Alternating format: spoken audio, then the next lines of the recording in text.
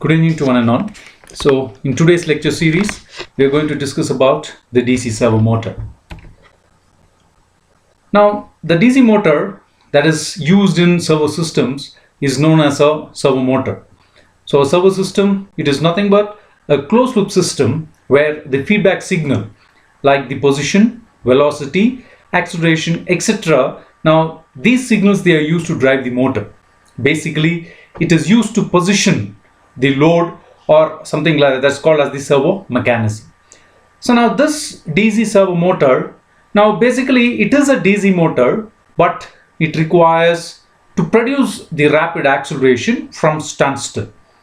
And also the servo motor, it differs from the normal motor, like the requirement is that it requires low inertia and high starting torque.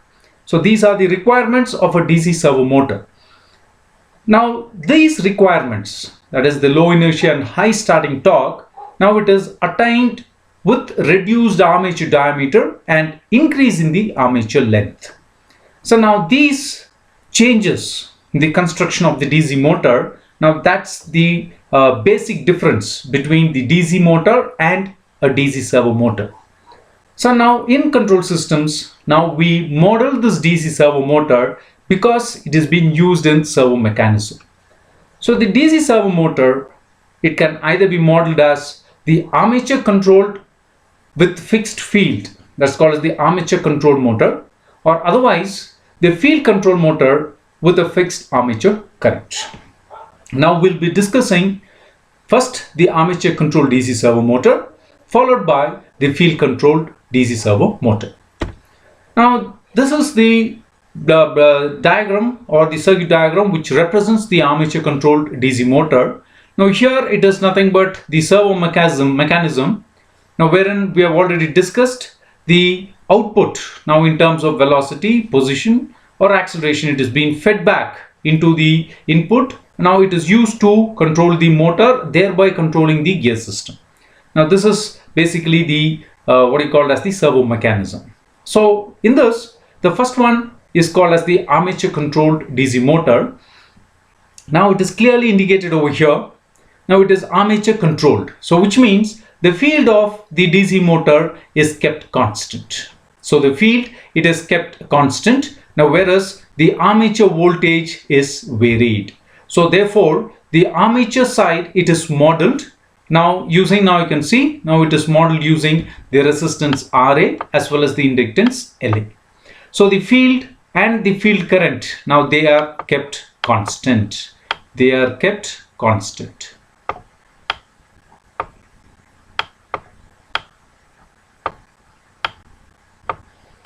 The field, it is kept constant. And here you can see the mechanical load, which is modeled using the moment of inertia as well as the frictional coefficient. Now it is connected to the armature, that's the shaft of the motor. So which produces a mechanical torque Tm, which produces a mechanical torque Tm. Okay, so now by modeling this system, that is we model the armature side. So here you can apply, the first part is we have to apply KVL to the armature side, get the equation, corresponding equation. Then we have to get the current equation, that's the second step. So the current equation here you can see the current, it is directly proportional to the armature voltage. Now wherein the current, again it is directly proportional to the flux. So based on that equation, now we model the current of your armature current. So that's the second one. So it is the current IE. And the third one, we have to model the mechanical load with what you called as the moment of inertia J and the flux called as the friction coefficient, that is B. So that's the third one. And the fourth step, it's nothing but to model the back EMF, that is EB of your armature controlled motor. So now these are the four steps which are used to model the armature controlled DC motor. Thereby, now you can see the first one. Now this is nothing but the equation by applying KVL to your armature side. So KVL to this side. Now we apply, now we get this first equation. That is VA is equal to IA into RA plus LA into di by dt, that's nothing but the voltage equation for an inductor, plus the back EMF. So these are the voltages, that is applying KVL. And then the second one, as I told you, it is the current. Now wherein you can see this is the equation which is used to indicate the armature current with respect to this. So it produces a torque. So the torque is directly proportional to, it is phi into Ia. So this is the equation which is used to model the armature current. Torque T is directly proportional to phi into Ia. So this phi, again, it is directly proportional to the field. Now since the field is constant, now this flux phi is constant, therefore torque T is directly proportional to Ia. So when you equate it, you get the constant. So it is K1 into Ia. And then the third one, as I told you, it is the mechanical load. Now this is the equation which is used to model the mechanical load. Again, it is the torque Tm. So torque both are, that is under standard operating condition, both electrical torque and mechanical torque are equal. So we are equating these equation. So with this, we solve this equation and we get the transfer function of your DC armature controlled DC motor. So this is the transfer function. Now where it is the output, that is nothing but the angular velocity. So where you can see the rotation, that is nothing but the armature rotating. So the position changes. So that we call it as, in terms of angular velocity, theta of S, divided by the input is nothing but VA, that's the armature voltage. And we get the transfer function where J is nothing but the moment of inertia, B is the frictional coefficient, and K, it represents the constant, various constants. So back EMF constant, and we have the torque constants, etc.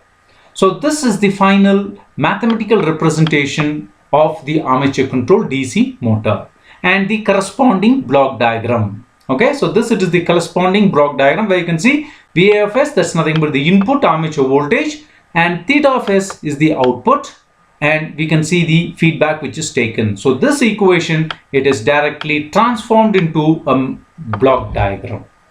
So this is all about the armature controlled DC motor. Now similarly, the next second part is nothing but the field control DC motor. So what is this field control?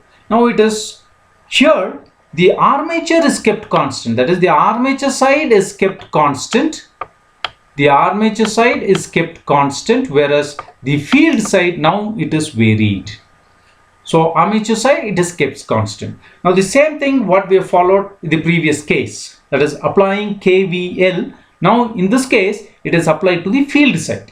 Because armature is constant, so therefore the KVL is now applied to the field side. So you just apply KVL to the field side, you will get this equation.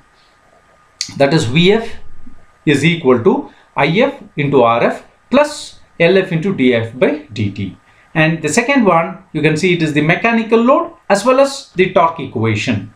Now here, since the armature is constant, now the back EMF, you will not get any back EMF. You will not have the concept of back EMF. Okay. And similarly, the torque equation, T is directly proportional to phi into Ia.